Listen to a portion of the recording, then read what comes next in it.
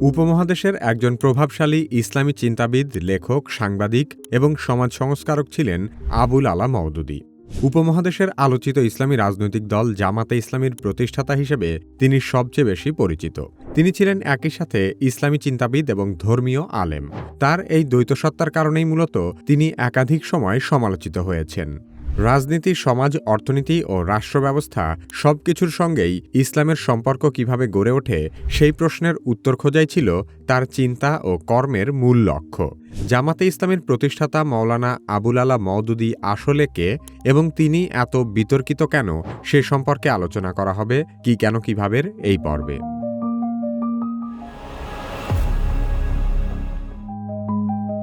১৯০৩ সালে ব্রিটিশ শাসনাধীন ভারতের হায়দ্রাবাদের দক্ষিণাত্যে মাওলানা মওদুদী জন্মগ্রহণ করেন। তৎকালীন সময়ের তুলনামূলক উচ্চশিক্ষিত এবং ধর্মীয় পারিবারিক পরিবেশে তিনি বেড়ে ওঠেন। প্রাতিষ্ঠানিক মাদ্রাসা শিক্ষার পাশাপাশি তিনি নিজ উদ্যোগে আরবি, ফার্সি, উর্দু ও ইংরেজি ভাষায় গভীর জ্ঞান অর্জন করেন। খুব অল্প বয়সেই মাওলানা মওদুদী সমসাময়িক সমাজ ও রাজনীতির নানা সংকট নিয়ে চিন্তা করতে শুরু করেন এবং লেখালেখি ও সাংবাদিকতার সঙ্গে যুক্ত হন। তিনি মাত্র ২৪ বছর বয়সে আল জিহাদ ফিল ইসলাম নামে একটি বই লেখেন।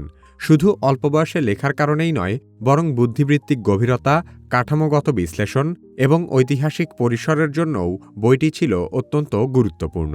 তৎকালীন ব্রিটিশ আমলেও বর্তমান সময়ের মতো জিহাদ শব্দটি উচ্চারণ করাই ছিল এক প্রকার নিষিদ্ধ বিষয়।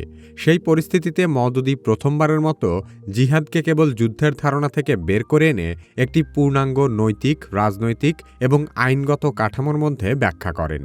সে সময়কার উপমহাদেশের সবচেয়ে প্রভাবশালী মুসলিম চিন্তাবিদ ও দার্শনিক আল্লামা ইকবাল বইটি পড়ার পর মওদুদীর চিন্তাশক্তির ব্যাপক প্রশংসা করেন।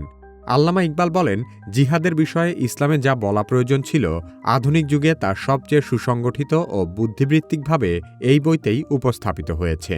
তার লেখা বই, প্রবন্ধ ও ভাষণ শুধু উপমহাদেশেই নয়, বিশ্বজুড়ে ইসলামী চিন্তাবিদ ও পাঠকদের মধ্যে ব্যাপক প্রভাব ফেলেছে। সহজ ভাষায় জটিল বিষয় বোঝানো এবং সময়ের বাস্তবতার সঙ্গে ধর্মীয় চিন্তাকে যুক্ত করাই ছিল মাওলানা মওদুদীর প্রাথমিক পরিচয়ের সবচেয়ে বড় বৈশিষ্ট্য। আবুল আলা মওদুদী তরুণ বয়সেই উপলব্ধি করেন, মুসলিম সমাজের সংকট কেবল নৈতিক বা ধর্মীয় দুর্বলতার মধ্যেই সীমাবদ্ধ নয়, বরং রাজনৈতিক দাসত্ব, সাংস্কৃতিক বিভ্রান্তি এবং পশ্চিমা চিন্তার অন্ধ অনুকরণের ফলেই এই সংকট গভীর হচ্ছে। এই উপলব্ধি তাকে ধাপে ধাপে রাজনীতি সচেতন করে তোলে। প্রথম দিকে মাওলানা মওদুদী সরাসরি কোনো রাজনৈতিক দলে যুক্ত ছিলেন না। তিনি সাংবাদিকতার মাধ্যমে সমাজ ও রাজনীতিকে বিশ্লেষণ করতেন। প্রথম দিকে আল জামিয়াত এবং পরবর্তীতে তর্জমানুল কুরআন পত্রিকায় তিনি ব্রিটিশ উপনিবেশবাদ, মুসলিম নেতৃত্বের দিগ্ভ্রান্তি এবং কংগ্রেস ও মুসলিম লীগের রাজনীতির সীমাবদ্ধতা নিয়ে খোলামেলা আলোচনা করতে থাকেন।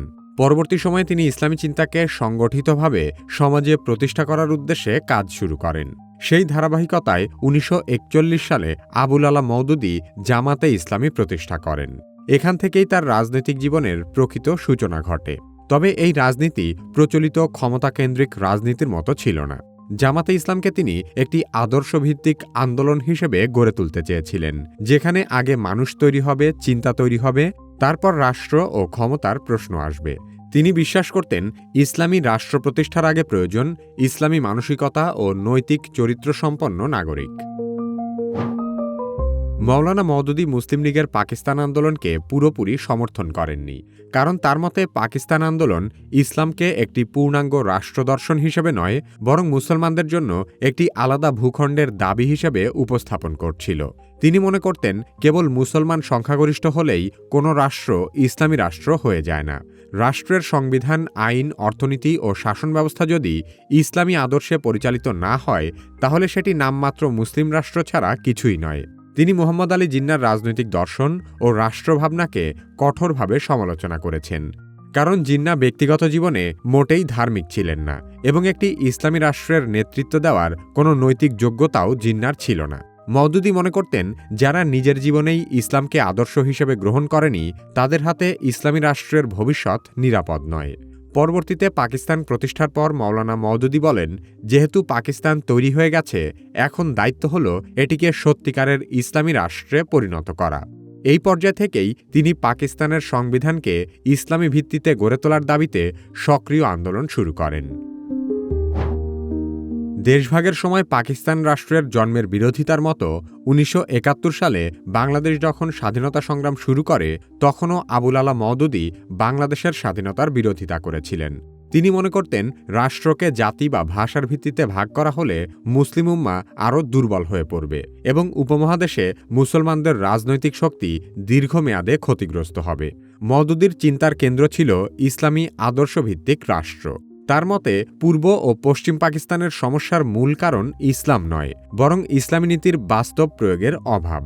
এই দৃষ্টিভঙ্গি থেকেই তিনি বাঙালি জাতীয়তাবাদকে সমর্থন করেননি এবং মনে করেছিলেন এটি উপমহাদেশের মুসলিম রাজনীতিকে ধর্মীয় আদর্শ থেকে সরিয়ে জাতিগত আবেগের দিকে ঠেলে দিবে। তবে বাস্তবতা বিচারে তৎকালীন সময়ে পূর্ব পাকিস্তানের মানুষের উপর দীর্ঘদিনের রাজনৈতিক, অর্থনৈতিক ও সাংস্কৃতিক বৈষম্য এতটাই তীব্র ছিল যে সে সময় বাংলাদেশের মানুষের কাছে স্বাধীনতা ছাড়া মুক্তির আর কোনো পথ ছিল না। সে কারণে মওলানা মওদুদী বাংলাদেশের ইতিহাসে এক বিতর্কিত চরিত্রে পরিণত হন। আবুল আলা মওদুদী তার নিজস্ব চিন্তার ধরন, ভাষার ভঙ্গি এবং ইসলাম ব্যাখ্যার পদ্ধতির কারণে আলেম ও লেখক হিসেবেও একই সাথে বেশ প্রভাবশালী এবং বিতর্কিত একজন মানুষ ছিলেন। তবে মওলানা আবুল আলা মওদুদীর এই চিন্তাবিদ সত্তাই তাকে ধর্মীয় আলেম হিসেবে বিতর্কিত করে তুলেছিল। তাহফিমুল কুরআন বইটি তিনি সাধারণ মানুষের জন্য লিখলেও সেখানে তিনি ঐতিহ্যগত তাফসিরের পাশাপাশি নিজের বিশ্লেষণ ও সমসাময়িক উদাহরণ যুক্ত করেন। তিনি ইলাহ, রব, ইবাদত, দিন এইসব শব্দগুলো রাজনৈতিক ও সামাজিকভাবে নতুন অর্থে ব্যাখ্যা করেন।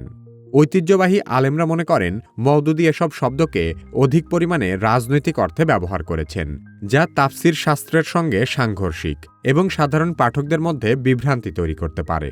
অন্যদিকে তার অনুসারীরা বলেন তিনি আসলে কুরআনের সামগ্রিক দৃষ্টিভঙ্গিকেই সহজ ভাষায় সময়োপযোগী করে ব্যাখ্যা করেছেন। সেই সাথে মুসলিমরা যেখানে হজরত মুহাম্মদ সাল্লাল্লাহু আলাইহি সাল্লামের সাহাবীদেরকে ইসলাম চর্চার মাপকাঠি মনে করেন, সেখানে মওলানা মওদুদী সাহাবীদেরকেও সমালোচনার ঊর্ধ্বে মনে করতেন না। অনেকের মতে তিনি প্রচলিত মাদ্রাসা সিলেবাসে বেড়ে ওঠা আলেম নন, আবার আধুনিক একাডেমিক দার্শনিকও নন। ফলে এক পক্ষ তাকে যথেষ্ট আলেম নন বলে আক্রমণ করেছে, আবার অন্য পক্ষ তাকে অতি ধর্মকেন্দ্রিক বলে সমালোচনা করেছে। এই মাঝামাঝি অবস্থানই তাকে দুই দিক থেকেই বিতর্কের মুখে ফেলেছে। ১৯৫৩ সালে পাকিস্তানে কাদিয়ানি সমস্যা নিয়ে ধর্মীয় ও রাজনৈতিক উত্তেজনা চরমে পৌঁছায়। তখন মার্শাল ল জারি করে সরকার পরিস্থিতির দায়ভার জামাতে ইসলামী ও মওদুদীর উপর চাপিয়ে দেয়। রাষ্ট্রবিরোধী উস্কানি ও অস্থিরতা তৈরির অভিযোগে তাকে গ্রেফতার করা হয় এবং সামরিক আদালতে বিচার করে তাকে মৃত্যুদণ্ড দেওয়া হয়। সে সময় সুযোগ দেওয়া হলেও মওলানা মওদুদী নিজের প্রাণ বাঁচানোর জন্য রাষ্ট্রপতির কাছে ক্ষমা চাননি। মওদুদীর মৃত্যুদণ্ডের রায় ঘোষণার পর পাকিস্তান সহ বহির্বিশ্বেও তীব্র প্রতিক্রিয়া দেখা দেয়। মধ্যপ্রাচ্য, আরব বিশ্ব এবং মুসলিম বিশ্বের বহু প্রখ্যাত আলেম, বুদ্ধিজীবী ও রাজনৈতিক নেতা এই রায়ের বিরুদ্ধে সরব হন। ইন্দোনেশিয়া, মিশর, সৌদি আরব, জর্ডান সহ বিভিন্ন দেশের প্রভাবশালী মহল পাকিস্তান সরকারের উপর কূটনৈতিক ও নৈতিক চাপ সৃষ্টি করে। আন্তর্জাতিক সংবাদ মাধ্যমেও বিষয়টি আলোচিত হতে থাকে। পাকিস্তান সরকার বুঝতে পারে এই রায় কার্যকর হলে দেশটির আন্তর্জাতিক ভাবমূর্তি মারাত্মকভাবে ক্ষতিগ্রস্ত হবে। সেই বহুমাত্রিক চাপের ফলেই মওলানা মওদুদীর মৃত্যুদণ্ড বাতিল করা হয়। এমনকি তার যাবজ্জীবন কারাদণ্ডের সাজাও ২০ মাস পর বাতিল করে দেওয়া হয়। অবশেষে ১৯৭৯ সালে যুক্তরাষ্ট্রে চিকিৎসাধীন অবস্থায় মওলানা মওদুদী মৃত্যুবরণ করেন। তার চিন্তা বিশ্বের বহু দেশে ইসলামী আন্দোলন, রাজনৈতিক দল ও বুদ্ধিবৃত্তিক ধারাকে প্রভাবিত করেছে। তার লেখা বইগুলো আজও বিভিন্ন ভাষায় পড়ানো হয় এবং তার মতাদর্শ নিয়ে আলোচনা ও সমালোচনাও হয় সমান তালে।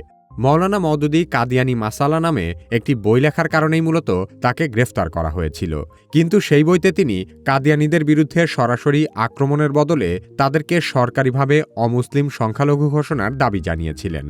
অবশেষে ১৯৭৩ সালে পাকিস্তানে কাদিয়ানিদেরকে অমুসলিম ঘোষণা করা হয়।